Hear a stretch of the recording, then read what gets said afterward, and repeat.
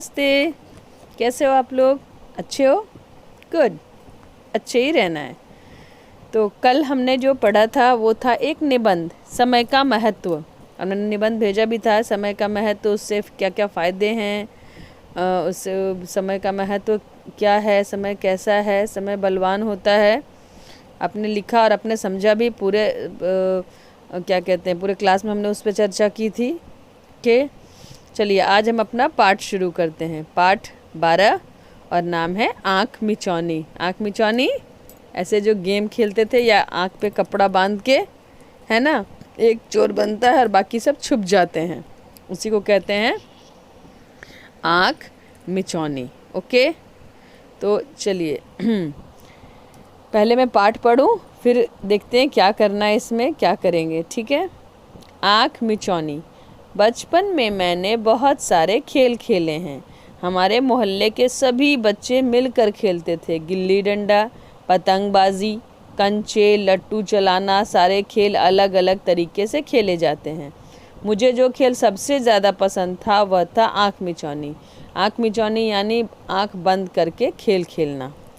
जब मैं 3 साल का था तो मुझसे बड़ी मेरी चचेरी बहन ने मुझे यह खेल सिखाया था। उसने मुझे हथेली से आंखें बंद करने के लिए कहा और कहीं जाकर छिप गई। फिर उसने मुझे बुलाया कि आओ और मुझे ढूंढो। मैंने उसे धोखा दिया था। मैंने अपनी उंगलियों में कुछ दरार छोड़ दी थी कि कहाँ छिपी है यह देख सकूं। मैं इधर उधर दौड़ता रहा, बरामदे में और कमरों में भी, लेकिन मैं नहीं चाहता था कि उसे पता भी लगे, जब तक कि वह चारपाई के नीचे झांकती हुई दिखाई नहीं दे। जब मैंने उसे पकड़ लिया तो मैं हंसा और ठट्ठा लगाया, जैसे कि मैंने वाकई हर जगह खोज पड़ताल के बाद ही उसे पकड़ा है। जैसे जैसे मैं बड़ा होता गया मुझे लगा कि इस खेल में बड़ी चतुराई की ज़रूरत है, क्योंकि मैं कई लड़कों के साथ खेलने लगा था। छिपने वाले इतने चतुर होते थे कि आँख मिचौना उनकी आवाज़ सुनकर भी उन सबके आसपास घूमते हुए भी उन्हें छू नहीं पाता था। जो हम लोगों के बीच जज होता था वह आँख मिचौना की आंखें अपनी हथेली से ऐसे मींच कर रखता था कि जब तक सब छिपने वाले छिप न जाएं उसे कुछ भी दिखाई नहीं देता था।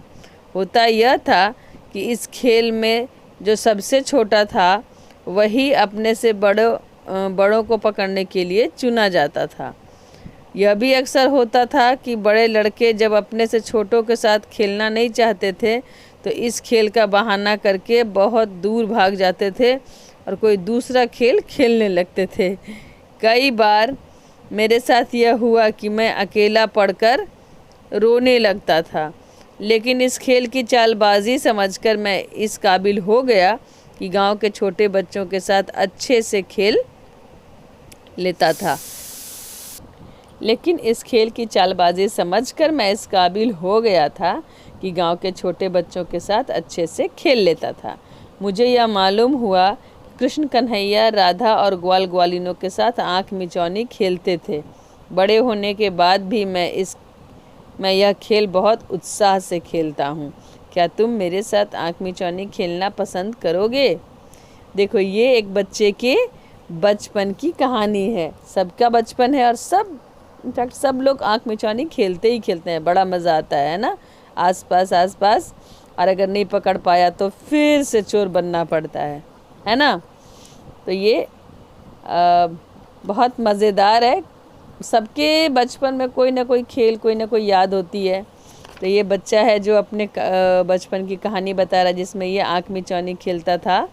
गिल्ली डंडा, पतंगबाजी, लट्टू चलाना, अलग अलग सब लोग खेलते थे, और लेकिन ये आँख मिचौनी खेलता था अपने दोस्तों के साथ भी और अपनी बहन के साथ भी। हम लोगों ने भी खेला, सच में बहुत मज़ा आता था। ये पाठ तो आपको पढ़ना ही है। और आज का जो गृह कार्य है, इस पाठ का देखो 2 पेजों में चित्र दिया गया है। तो जो भी आपको आसान लगता है आप बना लोगे, रंग भर लोगे उसमें, और शब्दार्थ लिखने हैं। ठीक है, शब्दार्थ लिखने हैं और उनको याद करना है। आज का गृह कार्य यही है। पाठ 12 आँख मिचौनी, इसका अब चित्र बनाकर रंग भरना है और शब्दार्थ लिखकर याद करना है। आज के लिए बस इतना ही है, बाकी कल का हम कल करेंगे। Okay, till then bye bye, take care.